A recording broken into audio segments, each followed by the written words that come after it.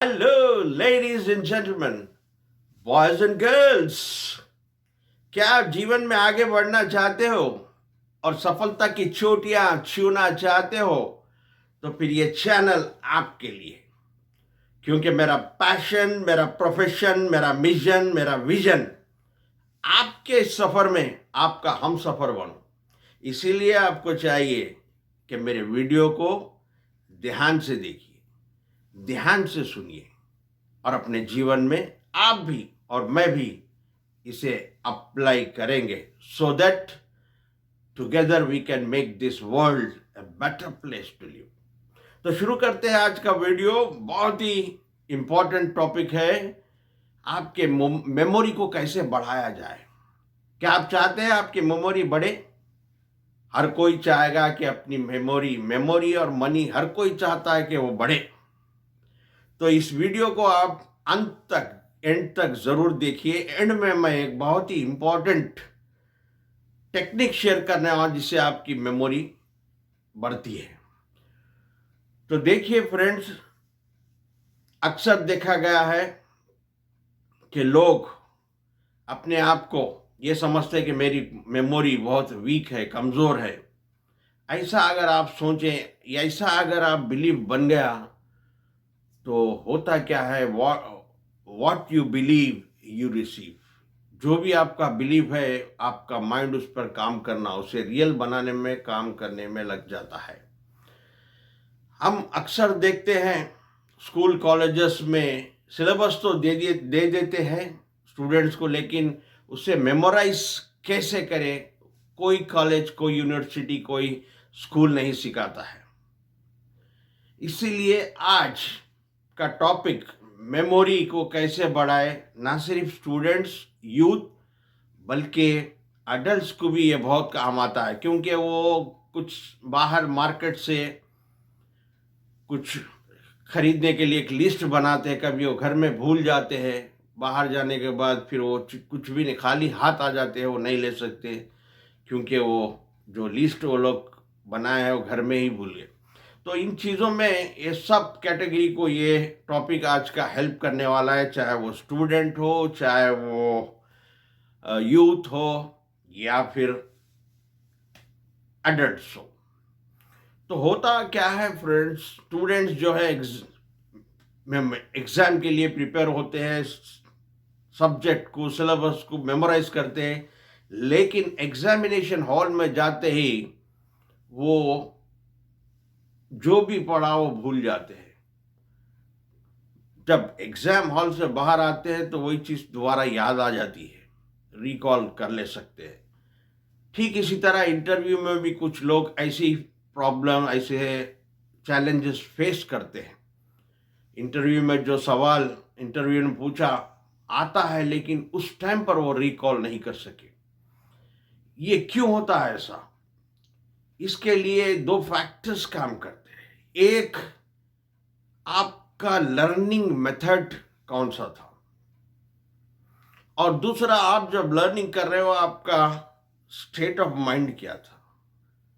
तो होता यह, स्टेट ऑफ माइंड का जहां तक सवाल है, स्टेट ऑफ माइंड जब लर्न करते हैं, लर्निंग स्टेट ऑफ माइंड रहता है, लेकिन एग्जामिनेशन या इंटरव्यू के टाइम पर स्टेट बदल जाती है।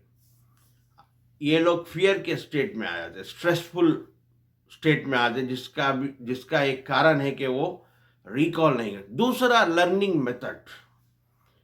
यूजुअली हमारे पास जो लर्निंग मेथड से लर्न किया जाता है, मेमोराइज किया जाता है, वो है रोट मेथड, यानी रट्टा मारकर याद करते हैं। 2 2 जा 4, 2 3 जा 6, 2 4 जा 8।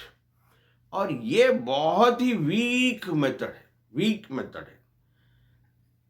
एनएलपी कहता है आप 3 सेंसेस के द्वारा आप कोई इंफॉर्मेशन को परसीव करते हैं, बाहर से आपके माइंड में परसीव यानी समझते हैं। एक, विजुअल यानी देखकर समझते हैं। दूसरा, ऑडिटरी यानी सुनकर समझते हैं। तीसरा, काइनेस्थेटिक फील कर समझते हैं। और ये 3 सेंसेस में काइनेस्थेटिक से जो चीज़ें आप सीखते हैं, मेमोराइज करते हैं, वो बहुत लंबे समय तक याद रहती है। फॉर एग्जाम्पल, आप किसी से कोई फंक्शन में मिले, कुछ टाइम हो गया, बाद में कहीं पर वो मिला, उसका चेहरा देखकर आपको थोड़ा आइडिया होता है कि उससे पूछते हैं कि मैंने आपको कहीं देखा, क्या नाम है आपका। हालांकि उस टाइम पे उस बंदे ने अपना नाम बताया था, मैं मोहन हूँ, लेकिन आप नाम भूल जाते। क्यों? क्योंकि ये ऑडिटरी साउंड से आपने सुना था, और ये वीक मेथड है लर्निंग का, इससे जल्दी आप भूल जाते।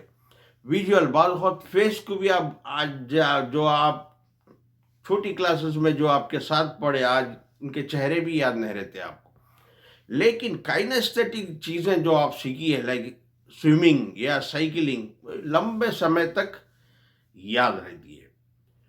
तो फ्रेंड्स, ये लर्निंग मेथड को हमको थोड़ा बदलना होगा अगर हमको अपने मेमोरी में लंबे समय तक अगर रखना है, हमारी मेमोरी को बढ़ाना है, इम्प्रूव करना है। तो उसी पे यार आज डिस्कस कर रहा हूँ, वही चीज़ें मैं आपसे शेयर करने वाला हूँ। इसे एक एग्जाम्पल से समझते हैं। आपके लोकेलिटी में दो थिएटर्स है, एक एक्स है, एक वाई है।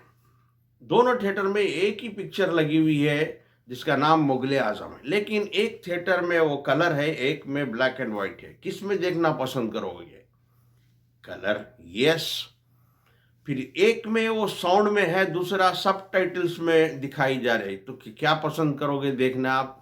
साउंड। एक में 70 mm में बताई जा रही है, एक में 35 में बताई जाए, तो आप कौन सा देखना चूज करोगे? 70 mm में। एक में मूविंग बताई जा रही है, मूवी की शक्ल में, दूसरे में स्लाइड्स, स्टिल में, फोटोग्राफ के जैसा।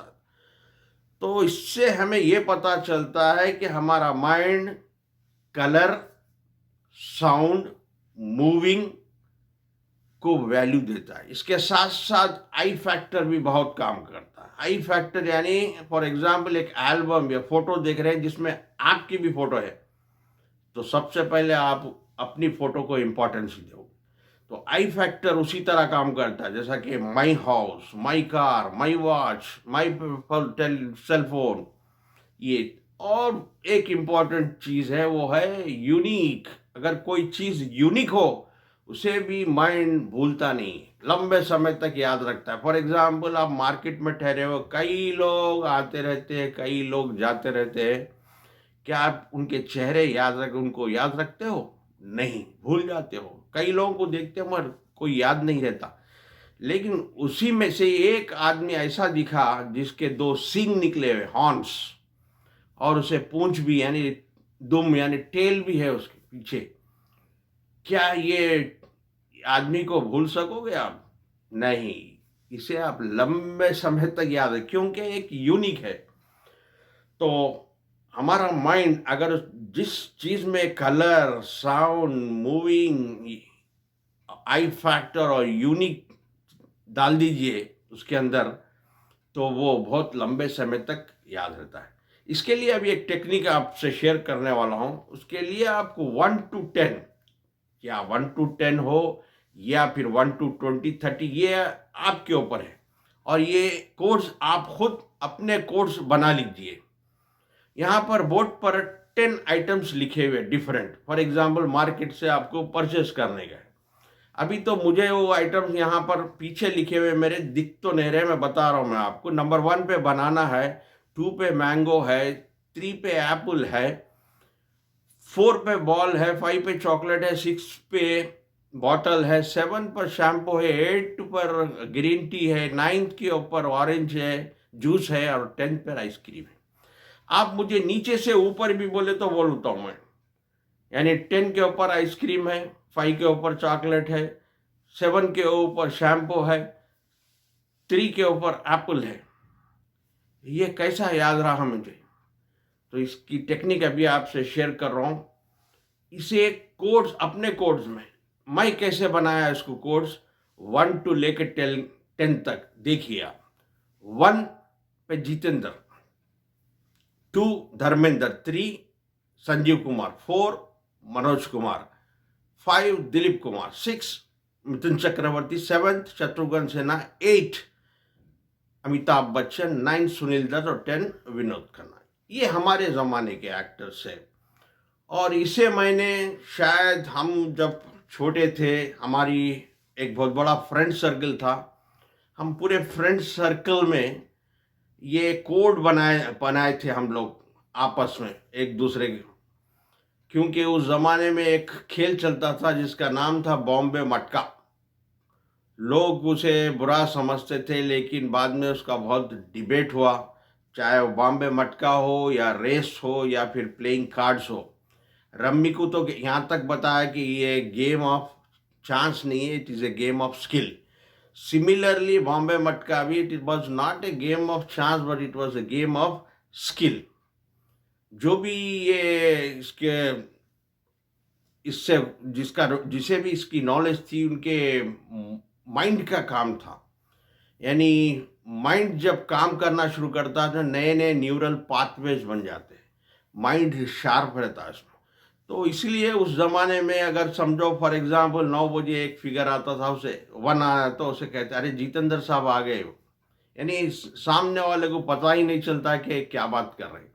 रात में 12 बजे एक नंबर आता था, उसे कहते थे अरे दिलीप साहब आया रात। यानी 15 ब्राकेट आई, 9 बजे एक नंबर, रात के 12 बजे 5, यानी 15 आए, उसे हम बोलते थे जितेंद्र दिलीप कुमार साहब आ गए। तो मैंने इसको उसी कोड्स को इन वर्ड्स के साथ मैंने लिंक किए। जैसा कि मतलब मार्केट में जा एक बाजार में गए, जहाँ पर मैं इमेजिन देख रहा हूँ कि जितेंद्र साहब बनाना खा रहे हैं और धर्मेंद्र साहब जो है मैंगो चूस रहे हैं, तीसरे पर संजीव कुमार साहब जो है एप्पल खा रहे हैं, 4 मनोज कुमार साहब बॉल से खेल रहे हैं, 5 दिलीप कुमार साहब चॉकलेट खा रहे हैं, मिथुन चक्रवर्ती 6 नंबर पे और वो जो है बॉटल लेकर डांस करेंगे, I am a disco dancer. 7 Shatrughan Sinha साहब वहाँ एक झील पर शैम्पू लगाकर स्नान कर रहे हैं।